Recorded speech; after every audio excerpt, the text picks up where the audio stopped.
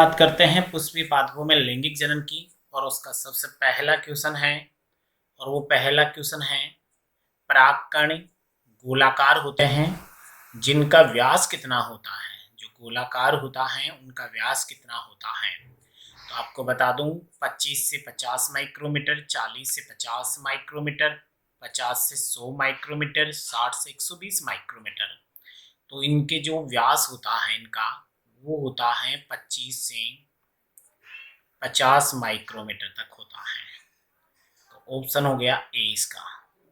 सबसे छोटे और सबसे बड़े होते हैं, छोटे होते हैं वो 10 माइक्रोन तक होते हैं, बड़े होते हैं वो 200 माइक्रोन तक होते हैं, जो मिराबिलस जलापा में पाए जाते हैं सबसे बड़े। और मायोटोसिस एल्पेस्टिस में पाए जाते हैं सबसे छोटे। क्वेश्चन नंबर ले लेते हैं 2। निम्न में से किस पुष्प में अनुनैमिलीयता पाई जाती है। अब सबसे पहली चीज तो ये होती है कि ये अनुनैमिलीयता पुष्प होते कौन से हैं।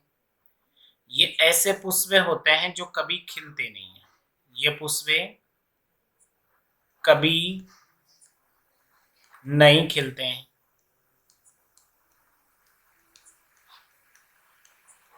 हमेशा बंद रहते हैं। तो ध्यान रखना, ऐसे पुष्प होते हैं जो कभी खिलते नहीं, हमेशा बंद रहते हैं ये पुष्प। तो ऐसे पुष्प में केलोट्रोपिस होता है, केमलिना होता है, वेलिसिनेरिया है, सूर्यमुखी है। तो ये कनकौवा के नाम से जानते हैं, केमिलिना, वो इसका सही उत्तर हो जाएगा। क्वेश्चन नंबर 3 है, बीजांड का तंतु कहलाता है। तो आपको बता दूं, जो बीजांड होता है, जो ये बीजांड होता है, उस बीजांड का जो तंतु ऊपर होती है वो 3 कोशिकाएं होती हैं, और जो नीचे होती हैं वो होती है 2 कोशिकाएं। तो ऐसे होती है, और एक कोशिका ये होती है, बीच में होती है 2 कोशिकाएं। और जो ये बीजांड का जो भाग बनता है, ये जो बता रहा हूं मैं आपको कि बीजांड के जो भाग बनते हैं, ये जो बीजांड बना दिया हमने, ये जो बीजांड है, तो ये जो बीजांड का जो भाग बता रखा है ये वाला, ये अपने कौन सा बन गया, बीजांड बन गया। तो ये पूछ रहा है बीजांड का तंतु क्या कहलाता है। तो तंतु क्या कहलाता है, ये कहलाता है बीजांड ग्रंथ। ये क्या कहलाता है, फ्यूनिकल। फ्यूनिकल या बीजांड ग्रंथ कहलाता है। यहाँ एक उभार जैसी रचना पाई जाती है, उसे रेम्फी कहते हैं, रेम्फी के नाम से जानते हैं। यहाँ जहां से जुड़ता है इसे हाइलम कहते हैं। ये इसका जो है वो है बीजांड द्वार है, बीजांड द्वार है।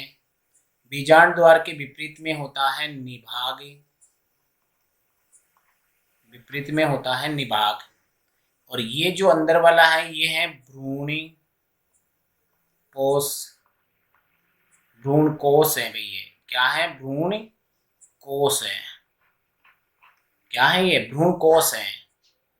तो ये भ्रूण कोश है, एम्ब्रियो सेक है ये। तो ये चीजें होती है इसमें। तो हमें तो क्या देखना है, इसका बीजांड का तंतु। वैसे देखा जाए तो इसे बोलते हैं बाह्य भाग होता है, उसे बोलते हैं अध्यावरण। इसके जेस्ट वाला ये वाला भाग होता है उसे बोलते हैं बीजांड काय, बीजांड काय। तो इस प्रकार से एक बीजांड होता है।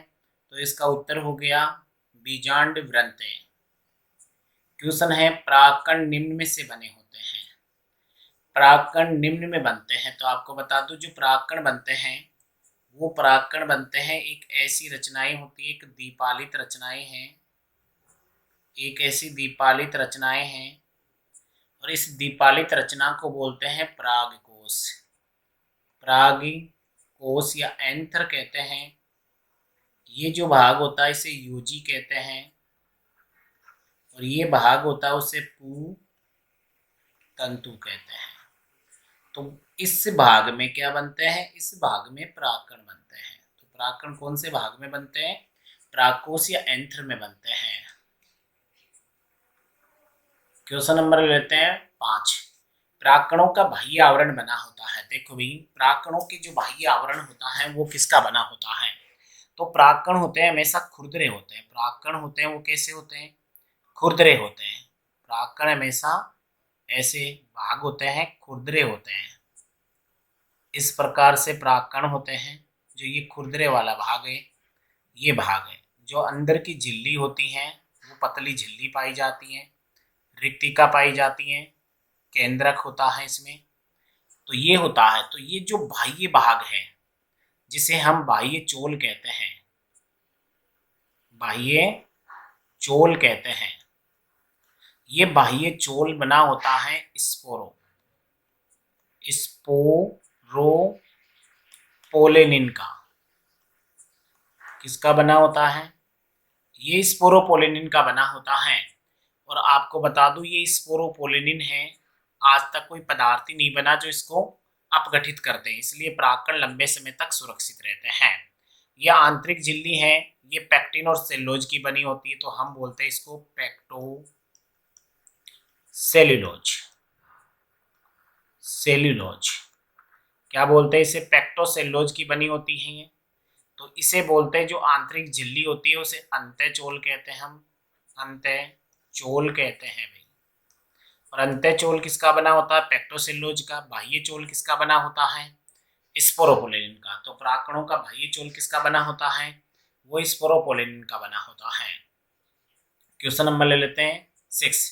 प्राकणों की आंतरिक भित्ति बनी होती है, अभी बताया था मैंने, पैक्टोसेल्यूलोज की बनी होती है। एंजियोस्पर्म में नर युग्मक किस विभाजन से बनते हैं? तो जो नर युग्मक बनते हैं वो किस विभाजन से बनते हैं? तो सबसे पहले बात कर लेते हैं नर युग्मक। नर युग्मक, और ये होता है लघु बीजाणु। लघु बीजाणु बोल दो, या इसको परागकण कह दो। लघु बीजाणु माइक्रोस्पोर्स बोलते हैं, परागकण पोलन ग्रेन्स कहते हैं इसे। तो जो लघु बीजाणु बन रहे हैं, नर युग्मक है, लघु बीजाणु या परागकण है, तो लघु बीजाणु के विभाजन से, बीजाणु के विभाजन से, कायिक कोशिका के विभाजन से, जनन कोशिका के विभाजन से, तो किससे बनेंगे? लघु बीजाणु के विभाजन से बनते हैं। क्वेश्चन है 8। नर युग्मकोद्भिद की प्रथम कोशिका। देखो भाई, तो ये नर युग्मकोद्भिद की जो प्रथम कोशिका होती है वो होता है परागकण। कौन होता है? परागकण होता है। परागकण को लघु बीजाणु भी कहते हैं, परागकण होता है, लघु बीजाणु भी कहते हैं। और लघु बीजाणु को अंग्रेजी में माइक्रोस्पोर कहते हैं, परागकण को पोलन ग्रेन्स कहते हैं। तो ये उपरोक्त सभी हो जाएगा इसका। क्वेश्चन नंबर 9 है यूवी स्काई। तो देखो, ये यूवी स्काई है, और ये यूवी स्काई जो बीजाणुधानी होती है, जो लघु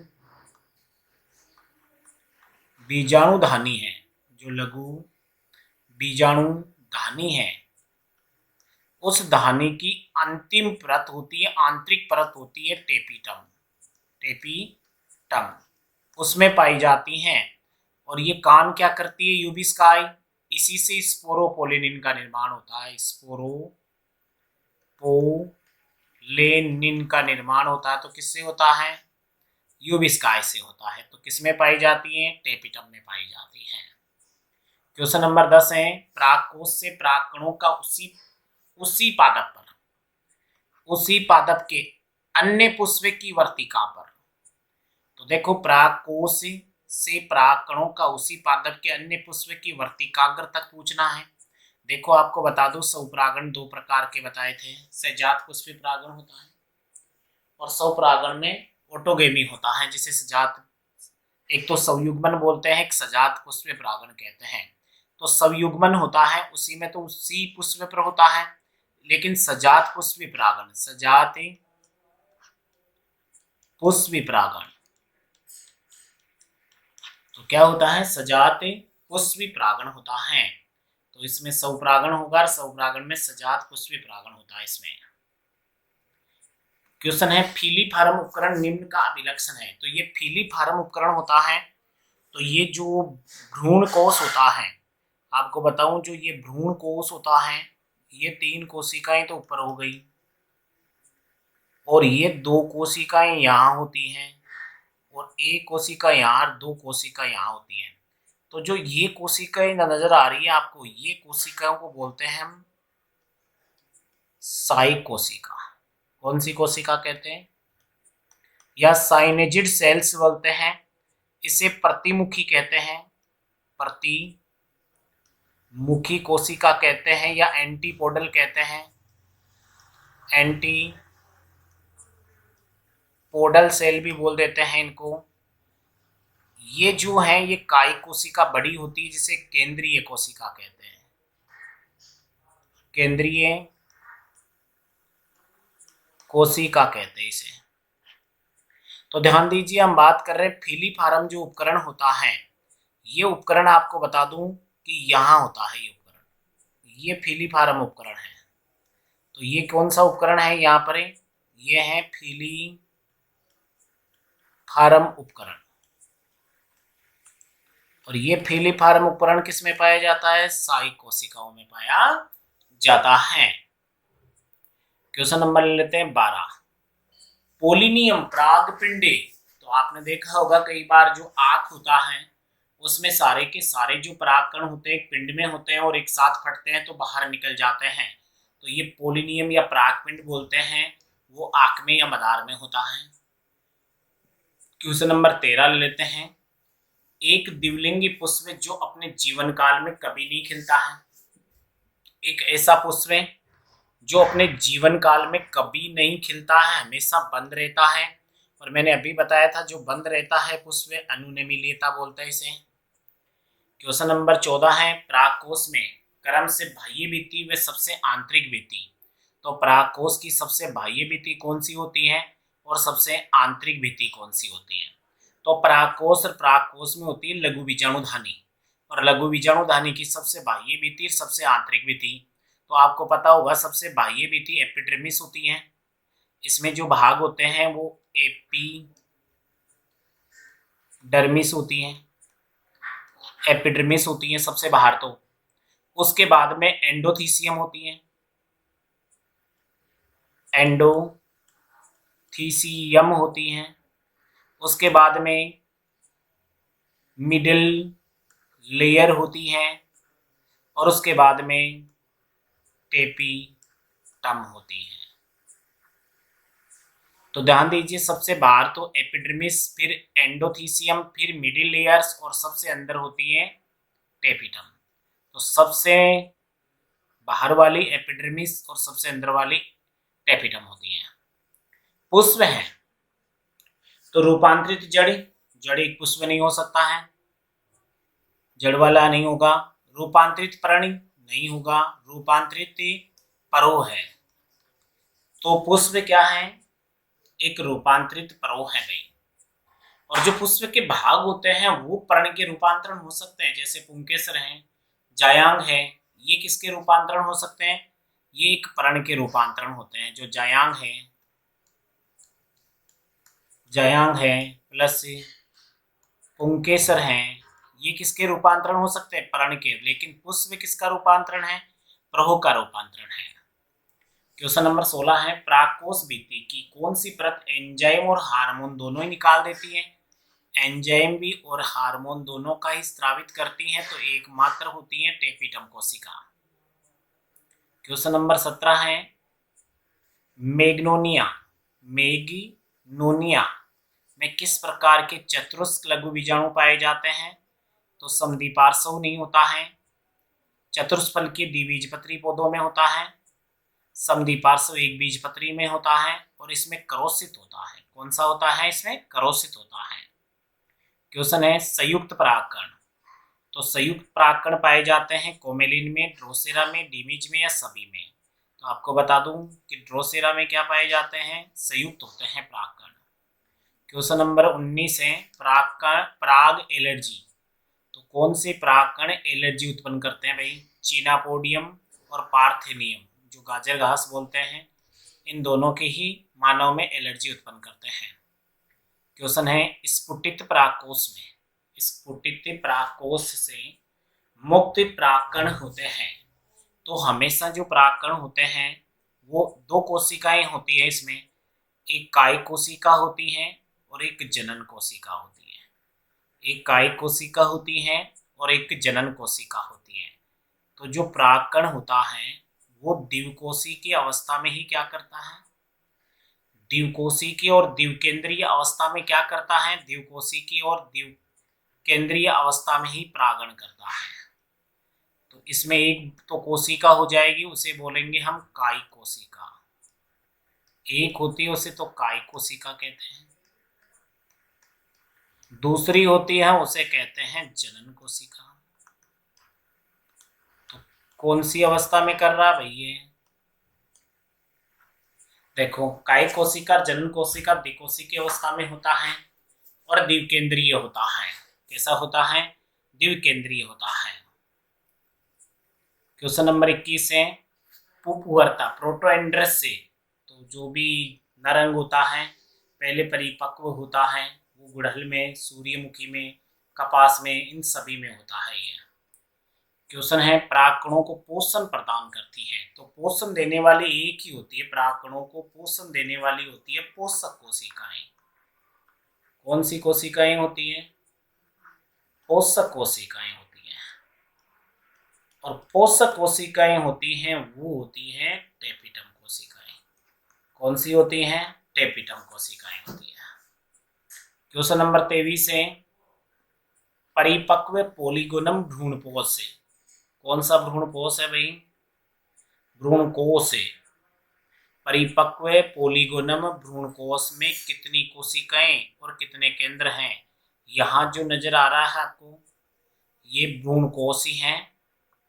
तो कितनी कोशिकाएं और कितने केंद्रक होते हैं, तो आपको बता दूं कि जो भ्रूणकोष होता है, जो भ्रूणकोष होता है, अभी कोष ही बनेगा, बाद में बनेगा निषेचन के बाद में। वो तो देखो ये दो कोशिकाएं तो नीचे हो गई, एक कोशिका यहाँ हो गई इसकी, और एक ये हो गई।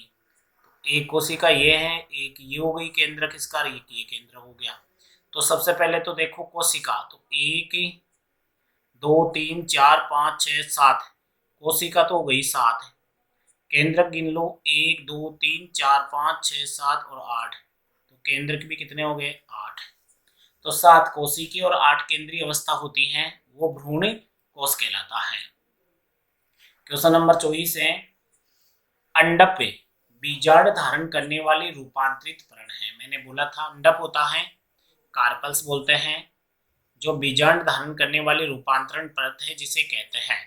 तो इस पर्ण को किस नाम से जानते हैं, तो ध्यान दीजिए, जो अंडप होते हैं वो होते हैं गुरु बीजाणु पर्ण। ध्यान दीजिए, लेकिन यहाँ पुंकेसर आते हैं, क्या आते हैं पुंकेसर, तो हम क्या कहते हैं लघु बीजाणु, मतलब क्या कहते हैं लघु बीजाणु पर्ण कह सकते थे उसको। तो ध्यान रखना, अंडप में तो गुरु बीजाणु पर्ण लगी होती है, और ये पर्ण का बात कह रहे हैं हम, तो इसका उत्तर हो गया ब। क्वेश्चन नंबर ले लेते हैं, तो क्वेश्चन नंबर 25 ले लेते हैं, आवर्त बीजी पौधों में द्विबीजपत्री और एक बीजपत्री पौधों के परागकणों में कितने जनन छिद्र पाए जाते हैं, तो द्विबीजपत्री में तो 3 होते हैं, एक बीजपत्री में 1 होता, तो इसका उत्तर ये हो गया। क्वेश्चन 26 है, बीजांड में परागनली का प्रवेश करती है। तो जो बीजांड मैंने आपको बताया था, ये वाला जो भाग है ये तो इसके अंदर हो गया भ्रूण कोष है भाई, कोष नहीं है। और ये जो भाग था जो मैंने आपको बताया था, ये ऐसा भाग मैंने बताया था, तो यहां से प्रवेश कर रही है पराग नली का, यदि यहां से प्रवेश कर रही है ना, तो इसे तो बोलते हैं बीजांड द्वारी प्रवेश, जिसे हम बोलते हैं पोरोगेमी। अगर यहां से प्रवेश कर रही है, इस भाग से प्रवेश कर रही है, तो उसे बोलते हैं चलाजोगेमी। और इस भाग से अध्यावरण को तोड़ के प्रवेश कर रही है ना अंदर, तो इसको बोलते हैं मीजोगेमी। तो बीजांड में परागनली का प्रवेश करती हैं उपरोक्त सभी से, तो इसका उत्तर कौन सा हो गया, उपरोक्त सभी। द्विनिषेचन की खोज किसने तथा कब की थी, तो क्वेश्चन क्या कह रहा है, द्विनिषेचन। तो द्विनिषेचन होता क्या, देखो भाई ये भाग बताया था मैंने आपको, यहाँ पर होती है साई कोशिकाएं और ये होती है अंड कोशिकाएं। यहाँ ऊपर ध्रुवीय केंद्रक होते हैं और फिर बताया था कि ऊपर 3 कोशिकाएं प्रतिमुखी होती है। अब हम बात करते हैं जो प्राग, यहाँ तंतु रूप समुच्चय या फिलीफॉर्म उपकरण बताया था, यहाँ से प्रागनलिका प्रवेश करती है और जब प्रागनलिका प्रवेश करती है तो प्रागनलिका यहाँ जाकर 2 नरयुग्मक को छोड़ देती है। तो ध्यान दीजिए, ये जो अंड कोशिका है, ये जो अंड कोशिका है, अंडे कोशिका है, तो ये अंड कोशिका क्या करती है, ये अंड कोशिका इस नरयुग्मक से संलयन करती है। तो अंड कोशिका एन होती है, नरयुग्मक एन होता है, तो एक रचना बनती है 2n। इस रचना को बोलते हैं युग्मनज या जाइगोट और ये प्रथम निषेचन कंप्लीट हो जाता है। फिर ये दो दूसरा बचा हुआ नरयुग्मक है, ये जो ध्रुवीय केंद्रक है, जो ध्रुवीय या द्वितीय केंद्रक बने हुए हैं ये, तो ये जो ध्रुवीय केंद्रक है n+n तो पहले ही होता है, लेकिन ये जो दूसरा नरयुग्मक है वो भी इससे संलयन करेगा तो एक n और हो जाएगा यहाँ पे। तो कितने n हो गए, 3n हो गया और ये बनता है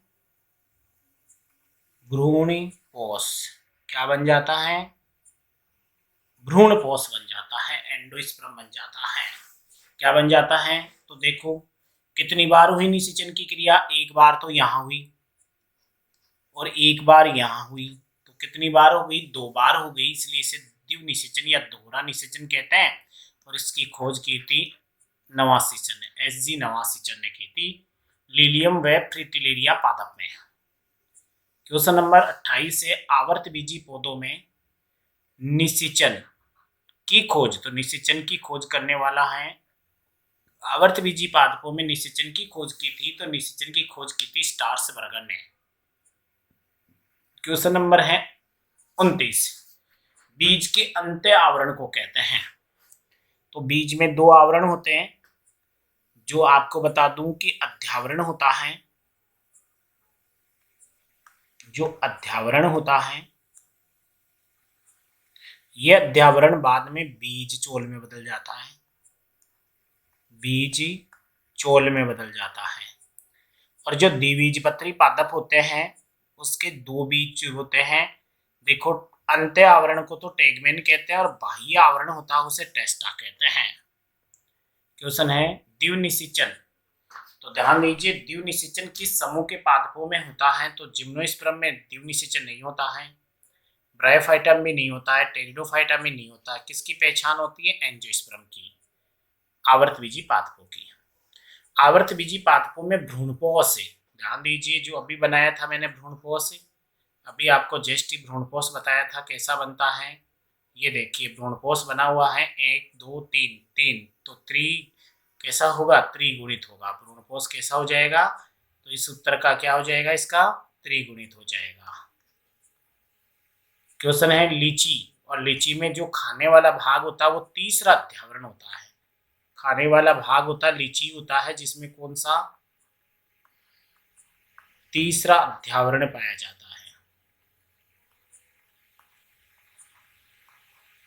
कौन सा अध्यावरण है, वैसे सभी पादपों में 2 ही अध्यावरण होता है, लेकिन इनमें तीसरा अध्यावरण होता है, वो खाने वाला भाग होता है, उसे एरिल कहते हैं। क्वेश्चन नंबर 33 है भ्रूणपोष के बाहर बीजांड की किसी भी 2n कोशिका से भ्रूण का विकास कौन से पादपों में होता है, सिट्रस में होता है, जामुन में होता है, आम में होता है। तो ऐसे कौन से पादप होते हैं जिनमें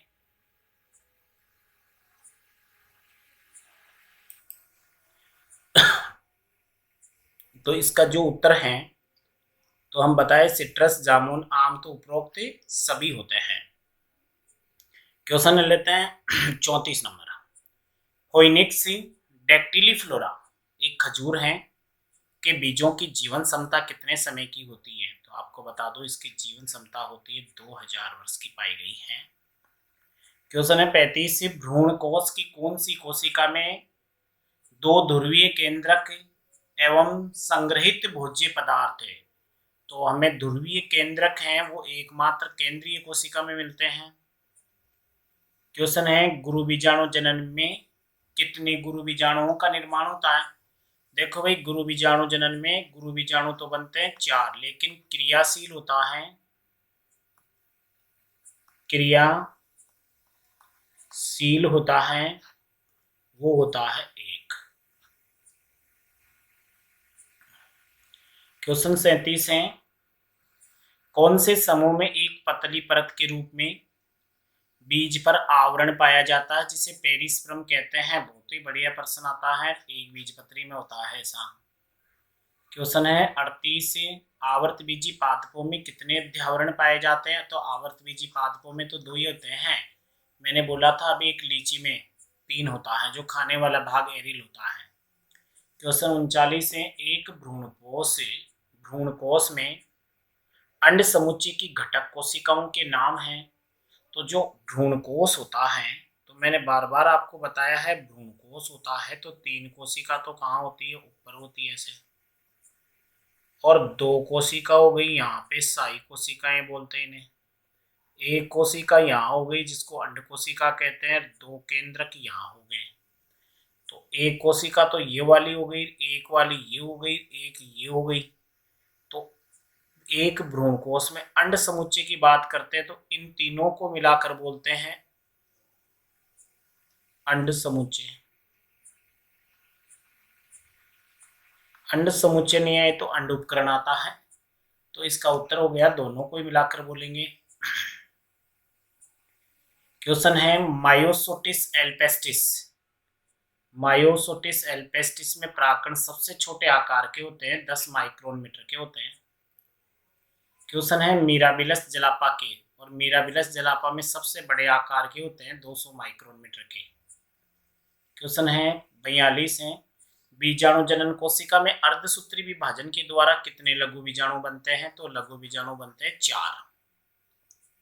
मालवेसी कुल के पादपों में परागकोश कितने कोष्ठीय होता है। तो देखो, मालवेसी जो कुल के पादप होते हैं उसमें एक पालित ही होता है। कैसा होता है, एक पालित होता है। एक पाली में कितनी, 2 लघु बीजाणु धानियां पाई जाती हैं, लघु बीजाणु धानी पाई जाती है, ध्यान रखना। बाकी पौधों में द्विपालित होता है जिसमें 4 लघु बीजाणु धानियां पाई जाती हैं। तो इसका उत्तर हो गया एक पालित। एक प्रारूपिक आवर्त बीजी परागकोश होता है। तो एक प्रारूपिक आवर्त बीजी परागकोश होता है, तो परागकोश में होता क्या क्या है भाई। परागकोश की बातें कर लें तो चतुष्क बीजाणुधानी होता है, बिल्कुल 4 लघु बीजाणुधानियां होती है। क्या द्विपालित होता है, ये भी सही है। द्विकोष्ठीय होता है, बिल्कुल होता है। तो इसका उत्तर हो गया उपरोक्त सभी। क्वेश्चन नंबर है 45 मालवेसी कुल के पादपों में कितनी लघु बीजाणुधानियां पाई जाती है। तो मालवेसी आएगा तो उत्तर 2 होगा, और बाकी पौधे आएंगे तो 4 होगा। किस कोशिका में एंजाइम, लिपिड, प्रोटीन पाए जाते हैं। तो एंजाइम भी मिलते हैं, लिपिड्स भी मिलते हैं, प्रोटीन भी मिलते हैं। इसका उत्तर हो गया प्रतिमुखी कोशिकाओं में। किस कोशिका में कोशिका द्रव्य और गोलजीकाएं पाए जाते हैं। तो केंद्रीय कोशिका में पाए जाते हैं। कौन से कोशिका में पार्श्व हुक और फिलीफार्म उपकरण पाए जाते हैं। तो ये पाए जाते हैं अंड उपकरण में। पार्श्व हुक और फिलीफार्म अंड उपकरण, और अंड उपकरण की जो साई कोशिका होती है, जो साई कोशिका होती है, उस साई कोशिकाओं में पाया जाता है। किन में पाया जाता है, साई कोशिकाओं में। 49 नंबर है पोलन किट का निर्माण करने वाले आवश्यक रसायन पदार्थों का संश्लेषण कौन से स्तर की कोशिकाएं करती हैं। तो पोलन किट वो होते हैं जो कीटों को आकर्षित करने के लिए एक तेलीय परत होती है, जो कीटों को आकर्षित करती है, चिपचिपेपन होते हैं, तो वो होता है परागकणों के ऊपर पाए जाते हैं ये, और ये टेपिटम के द्वारा इसका निर्माण होता है। क्वेश्चन है 50 निषेचन के पश्चात अध्यावरण से किसका निर्माण होता है। तो बीज चोल का निर्माण होता है। सीड कोट बनता है इसके बाद में। क्वेश्चन है मादा युग्मक कोदेबिद होता है, तो ध्यान दीजिए जो मादा युग्मक कोदेबिद होता है वो होता है भ्रूणकोश एम्ब्रियो सेक।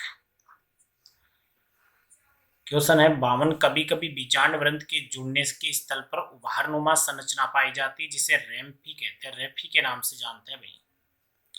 क्वेश्चन 53 है अंडकों की संख्या अधिक होने पर पृथक पृथक हो, अंडक अधिक होंगे और पृथक पृथक भी हो तो उसे हम क्या बोलते हैं, उसे हम वियुक्तांडपी भी कहते हैं, उसे हम एपोकार्पस भी कहते हैं। और उत्तर हो गया दोनों ही सही हैं।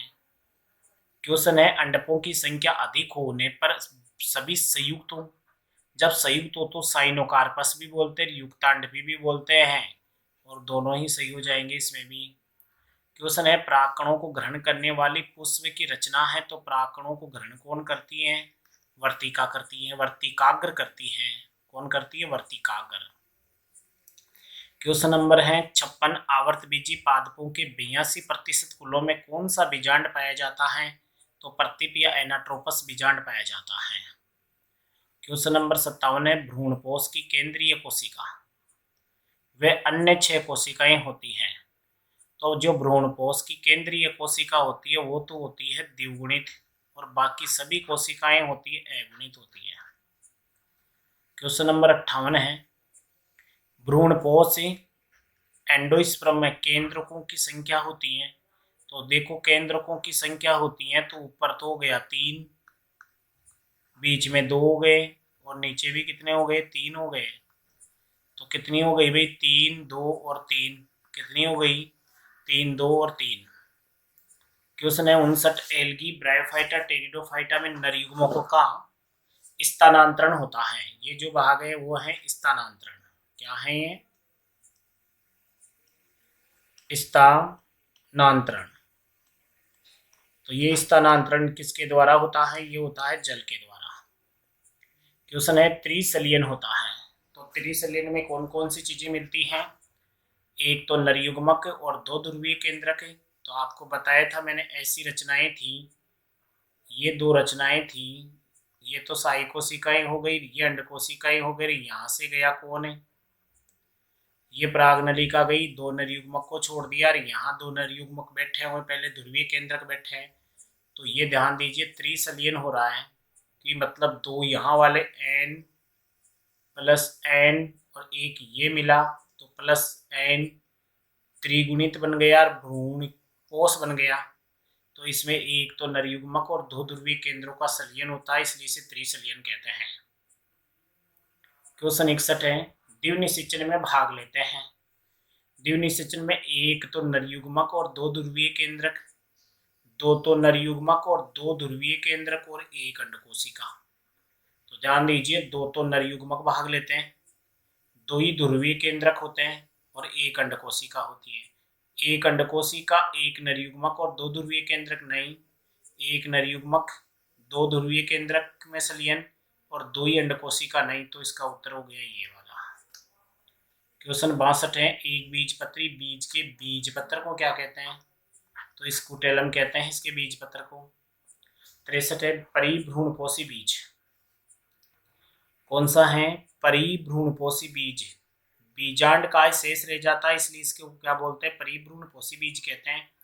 ये काली मिर्च में भी पाया जाता है, चुकंदर में भी पाया जाता है, उपरोक्त दोनों में ही पाया जाता है।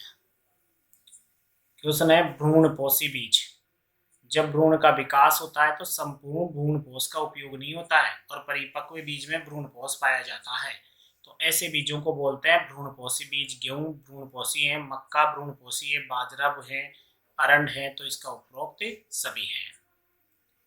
क्वेश्चन 65 है अभ्रूणपोषी बीज, जब बीज भ्रूण का विकास होता है तो संपूर्ण भ्रूणपोष का उपयोग हो जाता है और परिपक्व बीज में भ्रूणपोष नहीं पाया जाता है, तो ऐसे बीजों को बोलते हैं अभ्रूणपोषी बीज। तो मटर और मूंगफली है, मक्का और बाजरा है, गेहूं और जौ है, उपरोक्त सभी है, तो इसमें मटर और मूंगफली है। क्वेश्चन 66 है आभासी मिथ्या कूट फल जिनका निर्माण पुष्पासन से हो, किससे हो, तो उसे कहते हैं, तो सेव में ये होता है, स्ट्रॉबेरी रसबेरी में भी होता है, अखरोट में भी होता है, तो उपरोक्त सभी में होता है। क्वेश्चन 67 है बिना निषेचन के फल कौन सा फल? केला।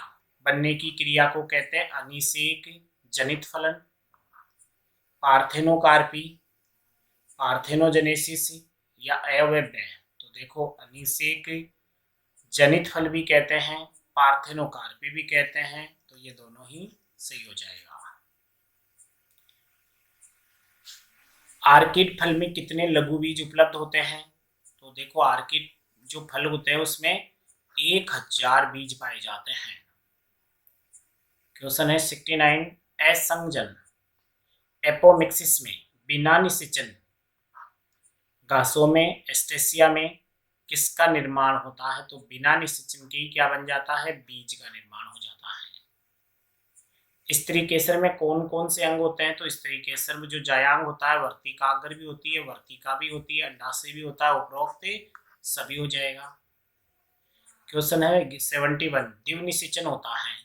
तो द्विव निषेचन में दो चीजें होती है, युग्मक सलियन भी होता है, तृतीय सलियन भी होता है, उपरोक्त दोनों हो जाएगा, क्योंकि युग्मक सलियन तो प्रथम निषेचन हो गया, तृतीय सलियन दूसरा निषेचन हो गया। क्वेश्चन 72 है, युग्मनज, युग्मनज जाइगोट, भ्रूणपोष एंडोस्पर्म सदैव होते हैं।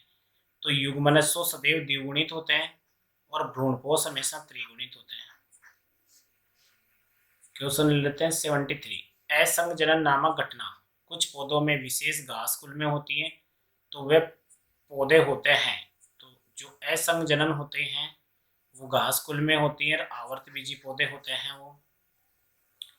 कुछ आवर्तबीजी कुछ वंश हैं नींबू, जामुन, तंबाकू, प्याज, क्रोटोलेरिया अपने बीज में एक से अधिक भ्रूण उत्पन्न करते हैं, उसे कहते हैं बहुभ्रूणता कहते हैं। उसे असंजनन नहीं कहते हैं, उसे पॉलीएम्ब्रियोनी कहते हैं। तो उत्तर क्या हो गया? ए और से दोनों हो गया। कौन से पौधों में बहुभ्रूणता एक सामान्य लक्षण है? कौन से पौधे हैं जिनमें बहुभ्रूणता एक सामान्य लक्षण है? तो ये अनावर्त बीजी पौधे होते हैं, जिम्नोस्पर्म पौधे होते हैं जिनमें बहुभ्रूणता एक सामान्य लक्षण है। 76 है, बहुभ्रूणता का सबसे पहले किसने पता लगाया था? तो एंटोन वॉन ल्यूवेनहॉक ने, स्टार्सबर्गर ने, लिनियस ने, पंचानन माहेश्वरी ने। एंटोन वॉन ल्यूवेनहॉक ने। क्वेश्चन 77 है, युग्मन तथा युग्मक होगा, युग्मक की ये है युग्मनज, युग्मनज है, ध्यान रखना भी। युग्मनज व प्राक भ्रूण के विभाजन से उत्पन्न बहुभ्रूणता कहलाती है। विदलन, सामान्य, असामान्य, अनिषेक, तो ये कहलाती है विदलन बहुभ्रूणता। क्वेश्चन 78 है, एक स्वपरागित द्विलिंगी पुष्प में, स्वपरागित है द्विलिंगी पुष्प में फल समुच्चय की संभावना एक लिंगी स्त्री पादपों से कहीं ज्यादा होती है, क्योंकि परागण अजैविक कारकों द्वारा संभावना कारक है। जैविक परागणी कारक द्वारा उभयलिंगा स्त्री पादप से परागण कठिन होता है। द्विलिंगा स्त्री पादप से परागण एकलिंगा स्त्री में अधिक कठिन होता है, या उपरोक्त सभी। तो ये कह रहा है परागण अजैविक कारकों द्वारा संभावना कारक है। तो ये क्या कह रहा है? परागण अजैविक कारकों द्वारा संभावना कारक है।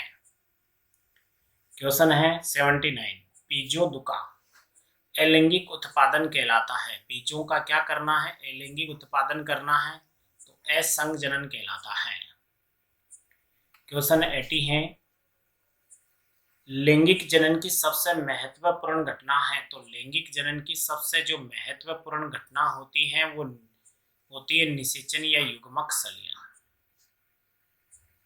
क्वेश्चन है 81, टेपिटम की कोशिकाएं धारण करती हैं सुरक्षात्मक स्पोरोपोलेनिन, खींची हुई स्पोरोपोलेनिन, अल्फा सेल्यूलोजिक पट्टे, या बड़ा केंद्रक व संघन जीवद्रव्य। इसमें होता है बड़ा केंद्रक और संघन जीवद्रव्य होता है। 82 है, जब एक कृत्रिम संकरण कार्यक्रम के लिए योजना में एकलिंगा स्त्री पादप शामिल हो रहा है, तो निम्न में से कौन सा चरण प्रासंगिक नहीं होगा? तो जब एकलिंगा स्त्री पादप हो रहा है तो विपुंसन है, मादा पुष्पों का बोरावस्त्रण है, पराग का संग्रहण है, परागकणों का वर्तिका पर चिढ़ाव है, तो विपुंसन नहीं होगा, क्योंकि ये एकलिंगी पुष्प में नहीं होता है, ये द्विलिंगी पुष्प में होता है। क्वेश्चन कह रहा है सेचर कोशिका, कौन सी कोशिका है? सेचर कोशिका है। सेचर मतलब शाही कोशिकाएं द्विगुणित होगी दोनों। कार्यात्मक गुरु बीजाणु हमेशा अगुणित होते हैं।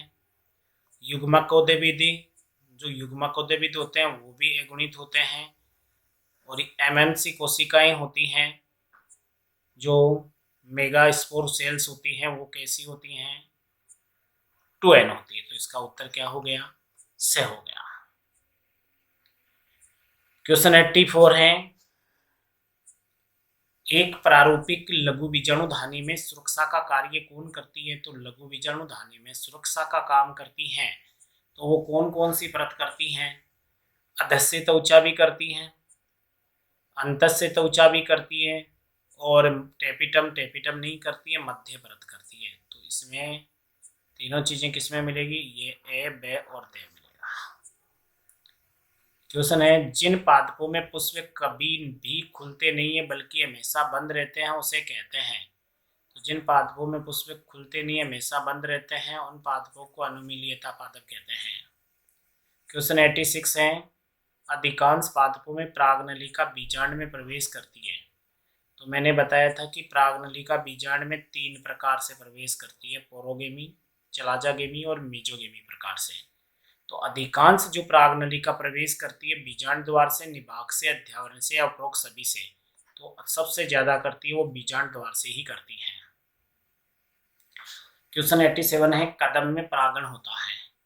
तो जो कदम का वृक्ष होता है उसमें चमगादड़ के द्वारा होता है, क्योंकि ये पुष्प रात में खिलते हैं।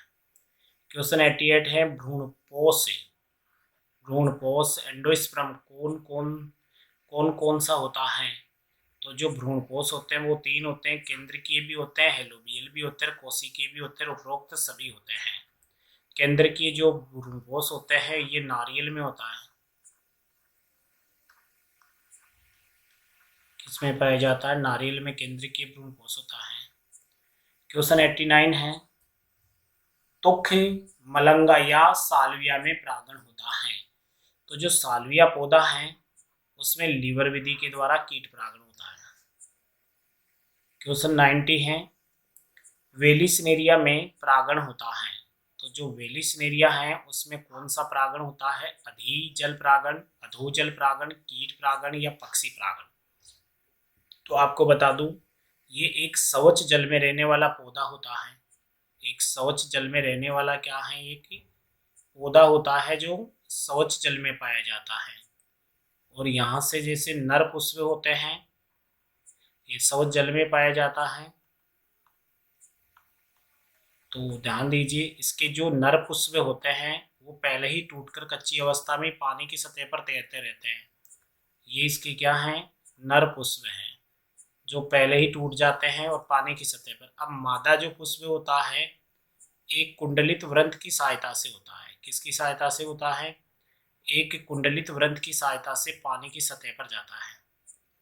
और जैसे ही नर पुष्प आते हैं और इसके पास आकर फट जाते हैं और परागणों को ग्रहण कर लेते हैं, इसलिए अधिजल परागण होता है। जल की सतह पर होता है। कहाँ होता है?